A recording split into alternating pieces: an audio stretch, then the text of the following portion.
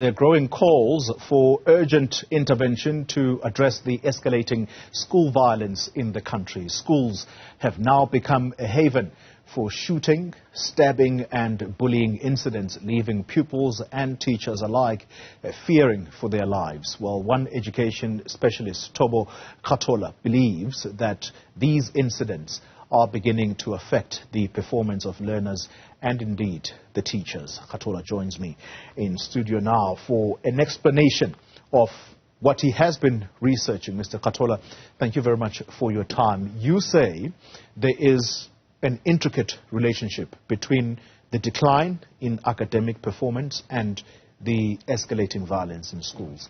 Explain that to us. Yeah, absolutely. Thanks for having me, Mr. Koli, in the studio. And obviously, not in the good circumstances, you know. We could have been discussing other things which bring a smile to our faces. But yeah, I was able to make a study and just see the correlation between the schools that are sort of victimized in terms of these shootings, violence, stabbings, like you say, and also just the pass rate over the years, the decline in the pass rate over the years.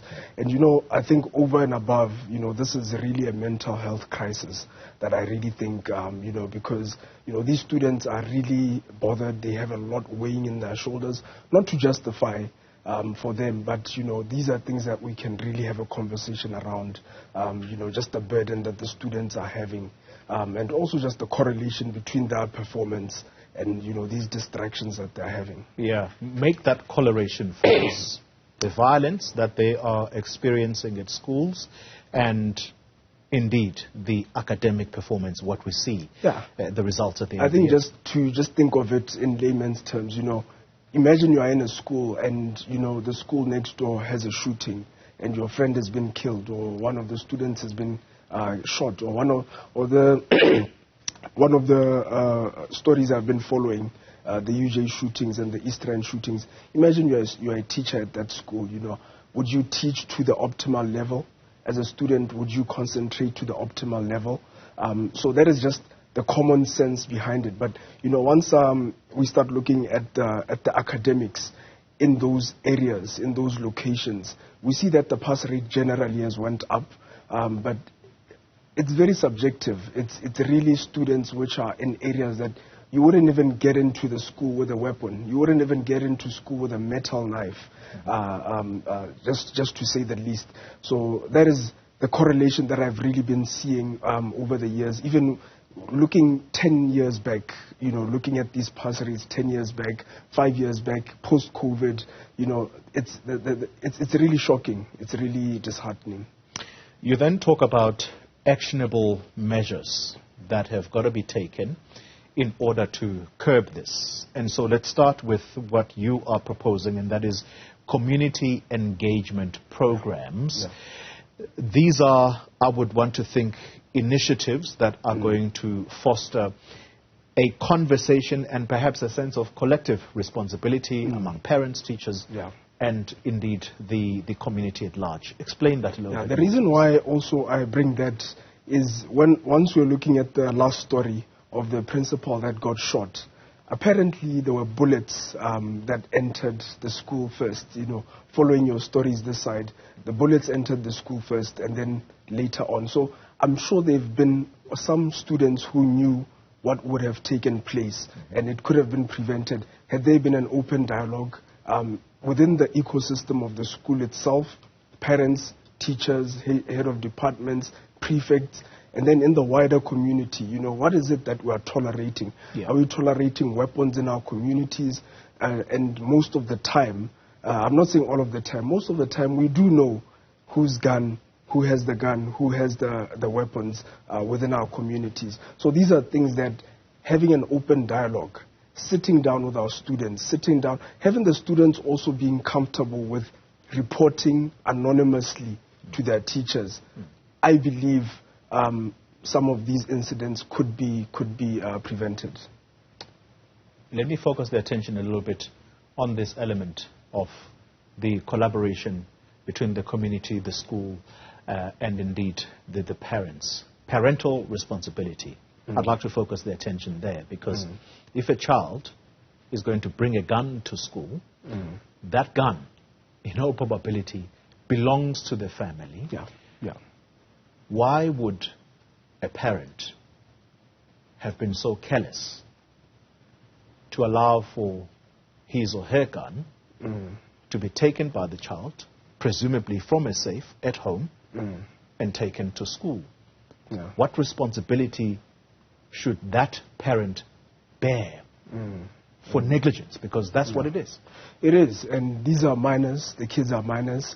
I read one of the stories also that the parent actually gave the gun to the student to defend themselves. So, some of these cases, they are very special, and, you tend to sit down, which is why I started the conversation by saying this is really a mental health crisis, that in the long run, there should be measures of, mental health that we really put in place. But even in the short run, Mr. Toli, if we can be searched for weapons when going to watch 90,000 people watching a soccer game, can't we do that for a school with less than 1,000 students? What are we really saying? Can we search people coming 90,000 within a fraction of the time that it takes that we could be searching these students as they get into the premises? So these are some of the things that we could also just implement in the short run. Let's talk then about conflict resolution, because if a student, basically a child, believes that the only way to resolve a tiff between himself and a fellow student is by engaging in violence, then there is something wrong with that child, perhaps even from where he comes from. Conflict resolution. Can we talk about that? What can be done to teach children that there are other ways to solve quarrels? Yeah, we need to, and we really advocate for having school psychologists, people in the school that children are able to vent out, boys and girls. I think not to discount the situation, but even boys, I feel boys are being neglected really, because we tend to spend a lot of time empowering the young ladies, and in terms of de-escalating situations, I think the ladies are actually better than us. So I think we really advocate for that, having psychologists in schools, having even the teachers themselves be able to de-escalate situations. When did we get to a point where I was telling one of my mates that, back in our days, if you had a squabble with a teacher, we used to swear at the teachers. So when did we get from swearing at a teacher to shooting, to bringing a weapon, and even for teachers to also be afraid for their lives, because they are? And that is what one of the variables I was observing, that even teachers are scared for their lives. They are not able to teach to the optimal level that they could. They are not able to discipline, Mr. Toli, because you don't know that you discipline a child, and you don't know how high will their anger levels be for them to bring a gun to school, for them to stab you, So those are some of the variables that we've been studying. And indeed, many of these incidents make it to social media, and you see those video clips trending for days, and that then perhaps brings us to our last point: increased security measures at schools, because I suppose this is the solution, at least for the time being, whilst we inculcate this culture of trying to resolve quarrels, not through fights, but by merely engaging one another. Increased security, is that the solution right now?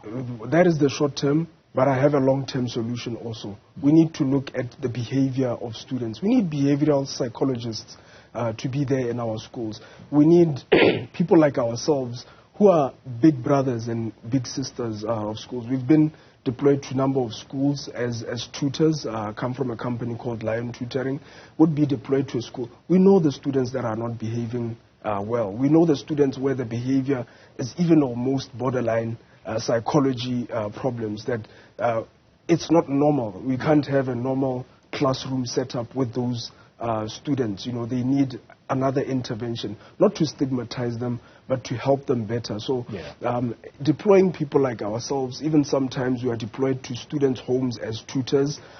We know the students that have behavioral problems. We know the students who have been traumatized by obviously past incidences that have happened in their lives. And we are not the experts in that because we are educators, but we can always work with experts to say, this is something that we can start working with at a home level, and then it becomes a societal level.